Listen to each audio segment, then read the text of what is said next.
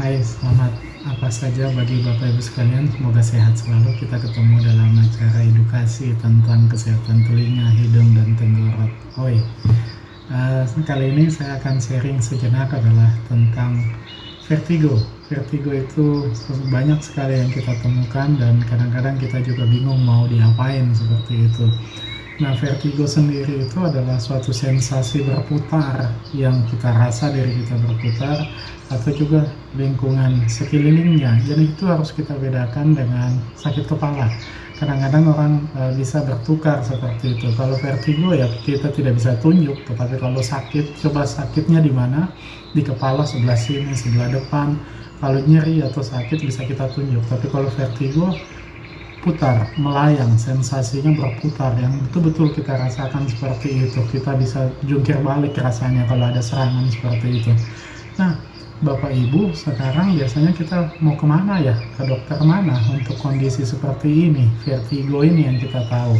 Banyak, semua juga dokter bisa, tetapi biasanya berdasarkan penyebabnya, kita akan bagi dua vertigo itu, atau rasa berputar itu, yaitu penyebab yang pertama atau sumbernya dari mana, yaitu dari otak kita atau istilahnya dari sentral, dari batang otak kecil. Yang satu lagi adalah yang kita istilahkan dari pinggir atau perifer, yaitu dari THT, karena kita tahu bahwa telinga bagian dalam fungsinya itu ada dua, yaitu keseimbangan dengan pendengaran.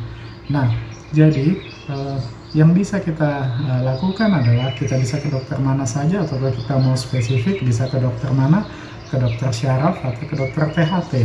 Nah, kebetulan di antara semua vertigo tersebut, yang paling banyak penyebabnya di antara semua itu adalah vertigo yang dari pinggir, yang perifer, yang dari THT.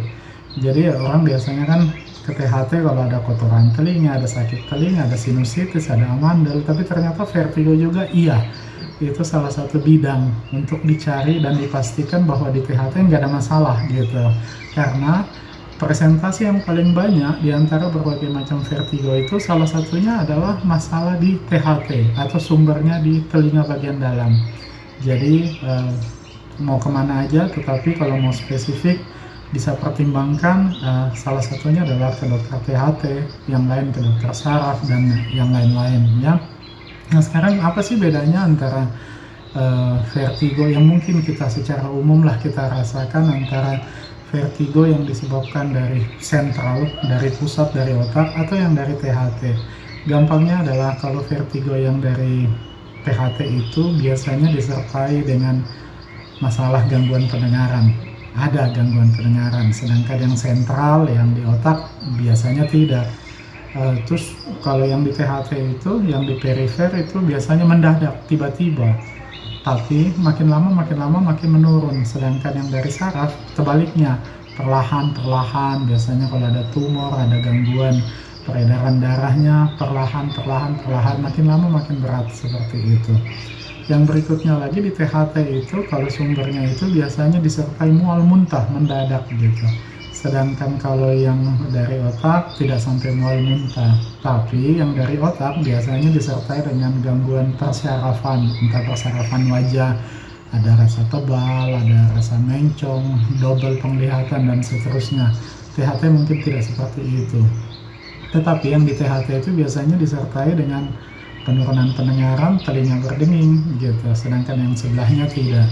Dan mungkin disertai dengan pergerakan kepala, belok kiri, belok kanan, tidur kiri kanan, nunduk, itu lebih berat seperti itu. Itu aja sih sebenarnya yang bisa jadi bayangan.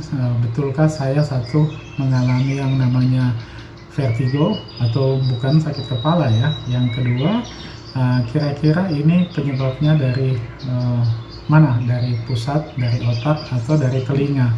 Seperti kita ketahui bersama, berarti kita bisa kira-kira kita mau ke dokter mana yang lebih spesifik untuk mengatasi keadaan kita ini, sehingga kita jangan terlalu takut, jangan terlalu cemas. Memang namanya vertigo sangat menyeramkan, semua terbalik-balik, mual muntah, tidak enak sekali, dan itu mengganggu aktivitas dan kualitas kerja kita.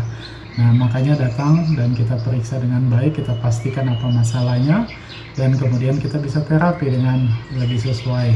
Saya rasa itu, Bapak Ibu tetap semangat, tetap sehat, ora et labora, sambil berdoa kita berusaha. Salam sehat. Bye.